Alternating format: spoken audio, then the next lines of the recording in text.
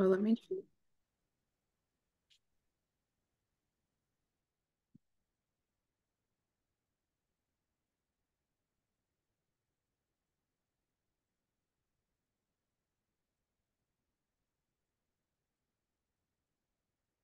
Hello everyone. Thanks for being here. Happy Monday.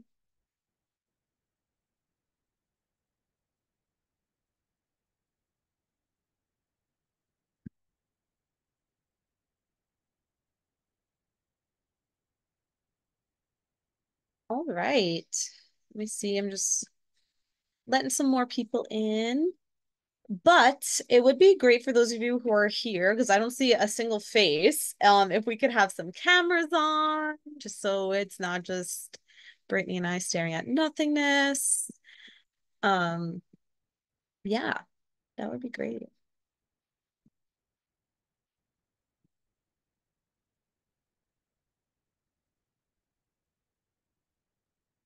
Ah, now I see some beautiful faces. Thank you. Thank you. Um, and as I'm just letting in the last couple people, if you could in the chat, please put your name, the chapter you're from, and your officer position. That would be great, just so we kind of know who we're talking to. I'm assuming there's going to be a lot of service directors, but this is also how we're doing attendance. So please do that now. Oh, I see Kaylee. Oh, I know a lot of these names, but we had some presidents in here. Great. Secretary. Oh, Emily from membership director. We spoke. Wow, we got a lot of people, all different positions. So fun. That's what I was just gonna say. Like, oh, it's so exciting to see not just service directors. Yeah, for sure. All right, thank you. Well, so tonight we are going to be talking all about the President's Project. Brittany will go into a little bit of why they chose it, project ideas, things of that nature, really talking about all things President's Project. But like any OLA session, this is for you. So we want to hear your questions. I know some people have been reaching out to me with some questions about like what would count, what would be a good project. But I was just telling Brittany before we started that I have been getting a lot of great projects submitted for the President's Project. So I think it's going to be a really exciting year with all of that. So without further ado, I will pass it on to our lovely national president, Brittany. Thank you. Hello, everybody. It's so nice to see your faces and names that I recognize. Um, so I guess I'll just start a little bit. If you watched my speech at convention, some of this will be a repeat, but I'm just going to kind of start by like talking about why I chose this specific project this year. Um, Obviously, my pronouns are they, her. I also have a transgender son, and it's just something that when I pick the president's projects, I always try to choose something that, is really meaningful for me. And this is my last year as president, at least for a while. I have to at least take a break, just because our term is up. And so I really kind of wanted this to be like the feel for at least for me, like the culmination of my work and what I've really tried to emulate myself in my daily life as national president within the sorority, et cetera. And so, um, yeah, I just wanted this to be like, I just wanted to feel like, oh, I'm so excited with this project this year. So that was kind of why I chose this. I feel like it's something that's really important. It's extremely important to me that, anywhere in my life, but especially within the sorority, that everyone feels safe and feels welcome and invited. And so there's obviously been legislation that's been proposed the last several conventions around this topic. We have worked, the board and the National Board of Directors and the national staff, headquarters staff, and everybody, we've worked the last, 4+ years, especially really trying to change as much as we can that doesn't require legislation to change. So like all of our policies and procedures we've worked on changing the language to be inclusive. Everything used to say she and her and sister, and some stuff we've left sister, but we've really tried to have anywhere that it was specific, like she and her pronouns, to change it to they and them so that it was at least more inclusive language. And so just given all of that, it was kind of the reason that I chose this project this year. So it's something that's really important to me. I also recognize that it's kind of a hot topic and not everyone, this won't resonate with everyone, and that's okay. I think, what's important is that everyone kind of just uses it at least as an opportunity to hopefully educate themselves, and maybe we can get rid of some misinformation that might be out there, or for people who just don't know. I think there's a lot of people out there who they have, good intentions and they want to be inclusive and they just don't know how. And so I just think this is a great opportunity for that. So Jenna, I don't know if you want to, like, do we want to open it up for questions first? Do you want me to go over more? How do Um, you want us to sort of? I think we should talk a little bit about projects that you had in mind when you were envisioning the President's Project, what you saw chapters would be doing. I think let's start with that, and then we can kind of get into more questions and discussions Okay, great. and idea sharing. Yeah. So I actually, if I'm being completely honest, this was kind of a last minute project idea for me. I had a few other ideas sort of in my back pocket that I was going back and forth on. And what actually really kind of honestly spurred this, like made me be like, yep, this is for sure what I have to do, is we get communications, the headquarters staff, we get communications all the time from active members, from alums, and it's not always nice, which is fine. It's part of the job. But sometimes, especially when we put things out on social media or in our newsletters or things like that, or about convention, projects and things, that we use inclusive language, or we pull information from, different projects or organizations we're working with, and they use inclusive language. A lot of times we get backlash from that.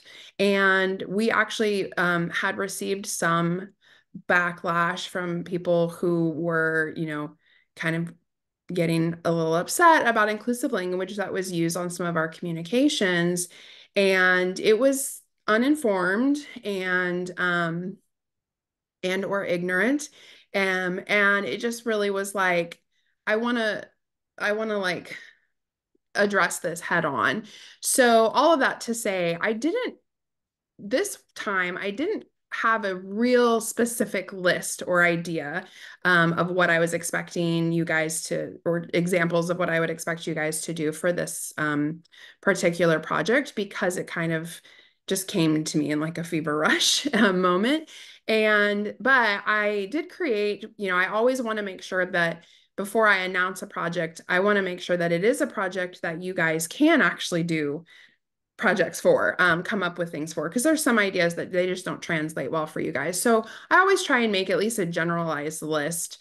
And I think, Jenna, did you email this list to everybody? Okay, so you guys have seen the list that I created that is just some general ideas. So just to briefly kind of touch on that in case you haven't seen it or you don't remember, is things like educational workshops and panels, policy campaigning things that you could do, whether it be like at your local university or, your what is the word? Where you work, your employment and or things like that, where they have policies that maybe aren't very gender inclusive. You can, do things and advocate for those to be changed, write letters to your Congress people, all of those kinds of things. Having support groups or creating safe spaces that, maybe on your campus or within your chapter or anything like that. You could even do like community art projects, the clothing and hygiene drives. I know some of you have already put in projects for those kind of things, working with local, like clothing thrift stores and stuff that are gender inclusive, ally training programs and education, just doing something where you kind of put together like some sort of presentation for your community or your university or something like that, where you're just educating people, what is gender inclusivity and what is the gender spectrum, and how can people be a better ally? What are some resources, things like that. And that would kind of go along too with like a sensitivity training. You could do that within your chapter. Again, you could branch that out, do it within, a group that you're involved with, or your university, or at, your work or your community, anything like that. Um, Awareness campaigns, any type of campaigning type of thing where you're just bringing awareness and education to people. That's going to probably be I think, one of the biggest areas that you guys probably do a lot of projects in. um, Having like lecturers come and speak to your chapter, doing like student panels. You could even do a student panel, have students either within your own chapter or on your campus who, are within sort of outside of the, um, sorry, my words are failing me tonight, the binary gender spectrum, talk about their experience and, how they feel that people could help or things that they could do, stuff like that. Gender affirming care drives, or either like access drives or supply drives. If there's, clinics nearby that support gender affirming care, you could find out if there's like things that they need and do drives for that. You can find, if you have local like shelters or anything that support LGBTQ youth, especially, because they are, at higher risk, but any individuals that fall into that community. And not everybody, of course, is going to have all of these near them. I'm in Central Texas, so I don't, or at least not, super close. But that's why there's lots of different things you can think about. So, and even I think on the list is even a couple of like art and storytelling type ideas. So you could do like a community art project, or a workshop, like an art and expression workshop. And that would kind of fall under both like an art and expression workshop and possibly like a safe space. You could invite people to come and do art projects that express their identity or their experience, with their gender or something like that.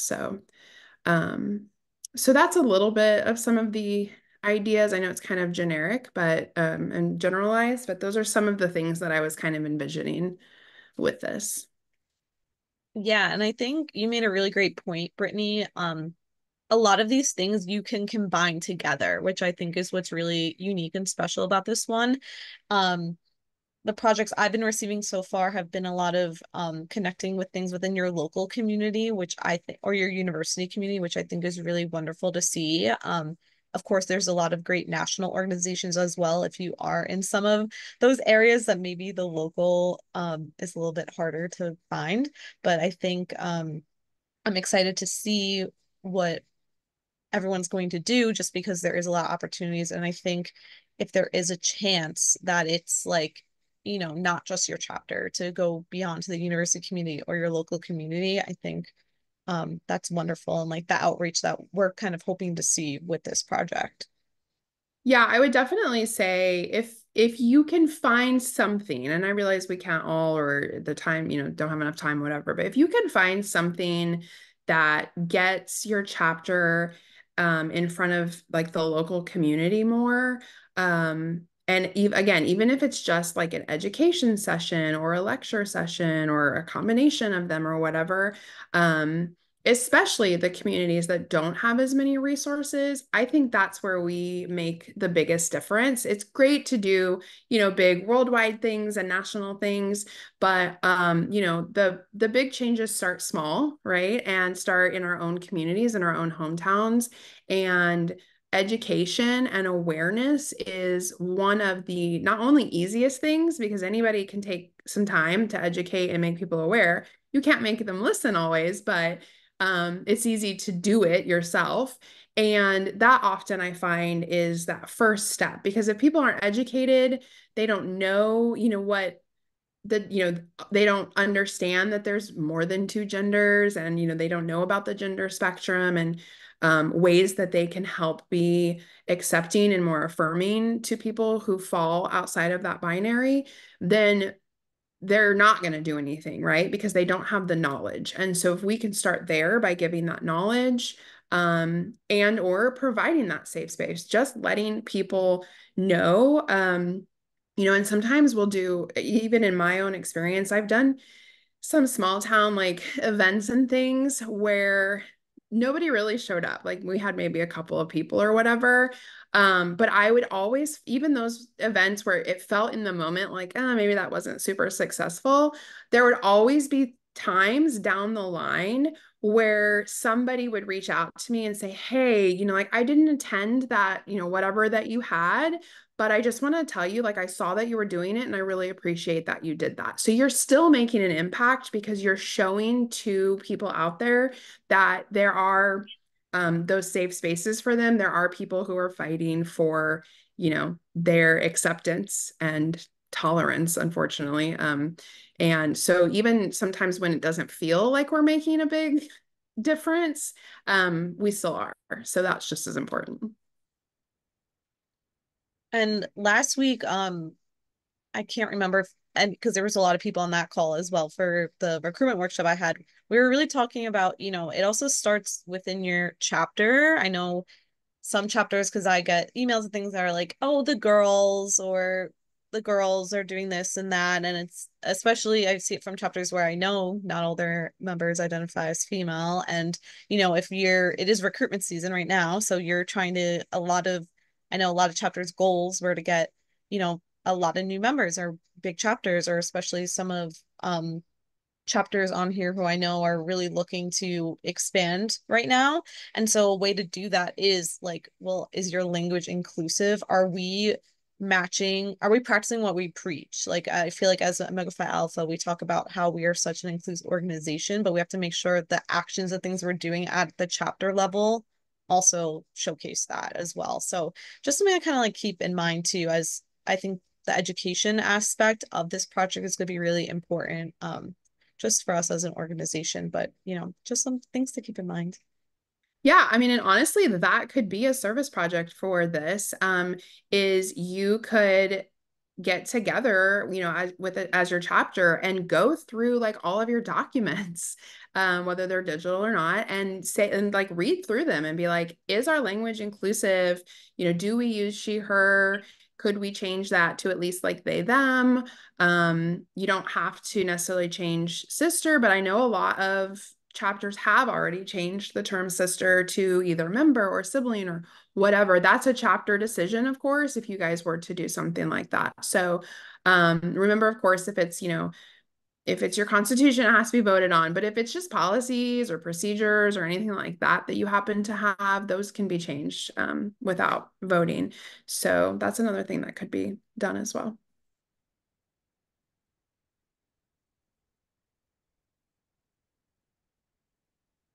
And we have a lot of people on this call. So I want to know if I know some people have already been thinking about, what they're doing. I know some people are putting ideas together to present to their chapter. A lot of people I know are starting over the next week or so with their classes or their first chapter meeting. So I kind of want to have this moment to either share your ideas that you were thinking about doing as your chapter, or what you're thinking about proposing to your chapter to vote on, or if anyone has any questions about anything or being like, hey, I had this idea, I want to talk through it a little bit more. So opening up the floor, you can go ahead, unmute or type it in the chat.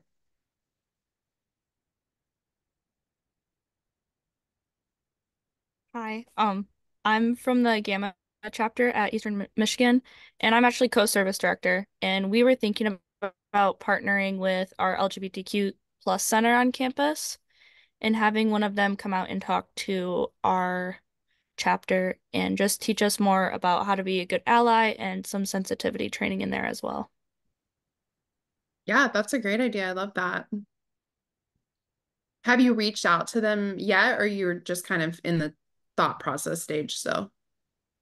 Kind of in thought process stage still because today was our first day of classes. Yeah, it literally, as soon as I started asking, I'm like, wait, I think most people started today. So But we're getting the ball rolling.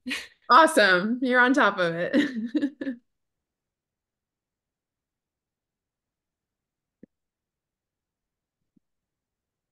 Oh, somebody put LGBTQ plus movie night with members and local community. I love that idea, Olivia. Sorry, I don't know. I just realized you sent that to me privately. I hope you don't mind that I called you out. I love that idea. That's awesome. I think that's kind of a fun way to sort of incorporate, sisterhood membership, whatever, into that as well. And I also love the fact that you're doing it with the members, but you're also opening it up to the local community. And so again, that just kind of helps bridge that connection. So that's awesome. I love that. And then somebody else said potentially having an event where we visit an LGBTQ museum. That's great too. I love that. And you might be able to even make a connection during that. Well, first, during that visit, you're getting education, right? And knowledge and maybe some history that you didn't know before that you can then hopefully pass on. But you might also make a good contact, with the museum, and that could potentially open up opportunities for other projects down the line, whether they're related to this specifically or not.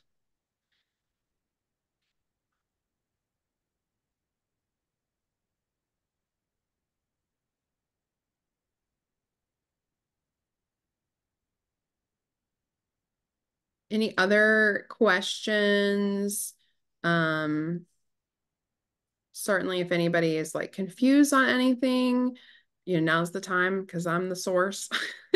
So I'll do my best to clear it up. But I think for the most part, it seems like you guys have a pretty good grasp on this, which is great, from the projects that, have already been coming in and what you guys have mentioned. So I love to see that. I really like to keep these pretty broad and let you guys sort of within reason, of course, do what feels right for you in your chapter with this. I like to see the different ideas that you guys come up with and not try not to like narrow the scope too much for you guys so that you can be imaginative and I have a quick question. yeah. Brittany, you can probably relate to this, but our chapter's in Alabama. And I know in the last couple of years, a lot of groups anywhere that try to be involved with anything about gender inclusivity are like directly targeted.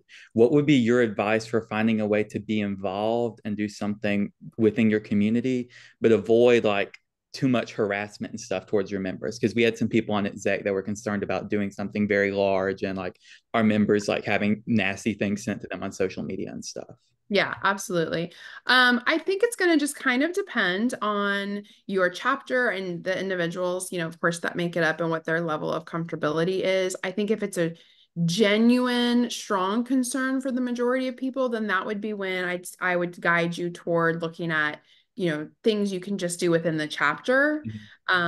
Because obviously safety is first, and we don't want anybody to feel threatened or unsafe. And so if you genuinely feel like doing something more out in the community and things like that would cause that, then by all means, I would much rather you guys just do something within your chapter that kind of just stays in its own little bubble. Guarantee that there's going to be some people that still, if not more, that still benefit from, learn something whatever. So start there and see if that's kind of where you need to be first. And then if you don't feel like maybe it's quite at that point, but you still want to just, of course, proceed with caution, then, just connect maybe with, like the one who was saying they were going to go to an LGBTQ museum. I mean, you might not have that, but, or the drives where they've found, inclusive thrift stores to work with, because it's like you already know that the person or the organization that you're working with is kind of a safe space in its own bubble. And so while you've expanded that bubble a little bit outside of your chapter, you're still not like shouting it from the rooftops necessarily. And so you just have to kind of find, and of course you can go as far as you want to where you are shouting it from the rooftops and like running down the street with flags. And you just kind of have to find between those 2 points, like where your chapter as a whole feels most comfortable. So definitely make sure that you have good discussions around it. And I would say when you're having the discussions during chapter, make it really clear that anyone who has concerns, they don't have to voice it. Obviously, it'd be ideal if they voice it to the whole chapter, but they could also like come to you privately afterward, because there may be some people who they would feel more comfortable doing it that way. And then that way, that if nobody came to you, then it's clearly not enough of an issue to them to voice it to somebody. Does that answer your question? Yeah, it does. Thank you. Of course.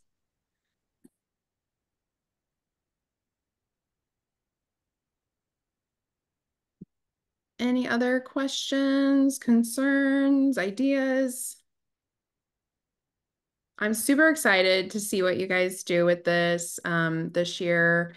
I always try, like, I look at all of the projects, of course, like the areas of service, and kind of see what you guys are doing. And of course, the managing director reports to me on everything. But the President's Project specifically, I always try and like a few times throughout the semester go in and specifically see like what you guys are doing and get information on how your projects are going.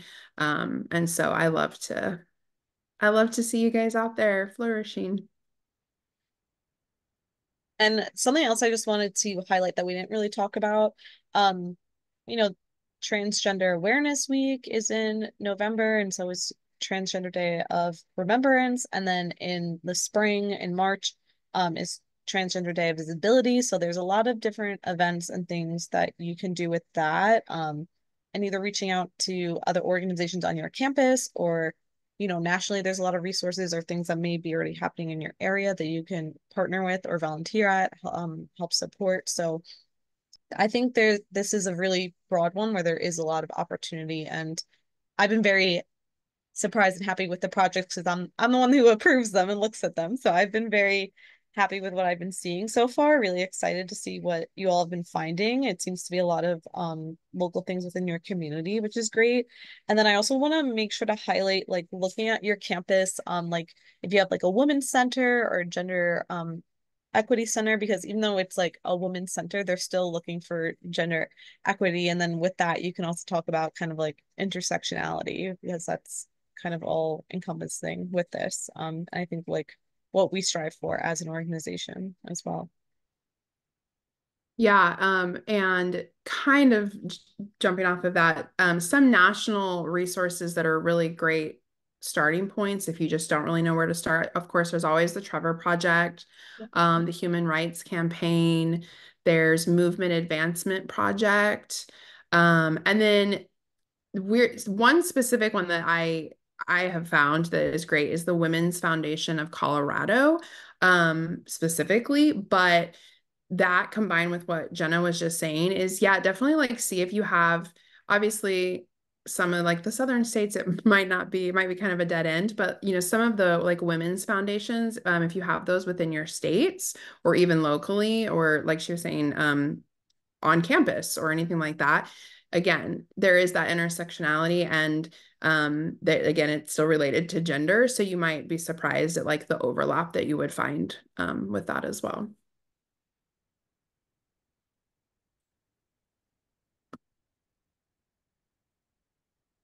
Anyone else, any other questions, ideas they want to share out, thoughts with the group? I know a lot of the feedback I've been getting is people just want the opportunity to kind of like talk with one another and share. So, take this time while we're here.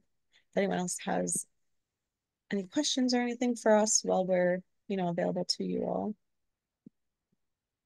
And of course, if, as always, if as you're talking to your chapters and you're planning, you have additional questions, email Jenna or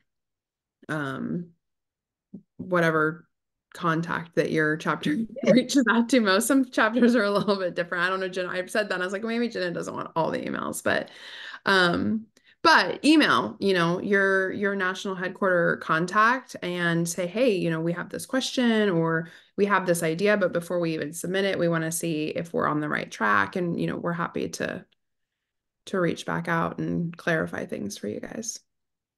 I also want love you to have Slack. fun with this.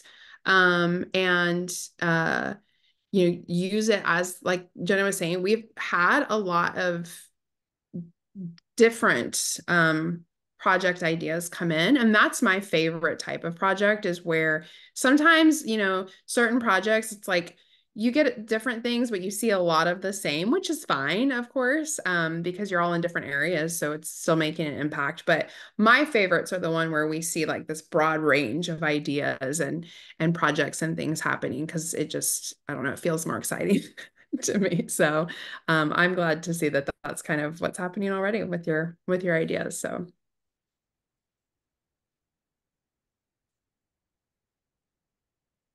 Any final anything?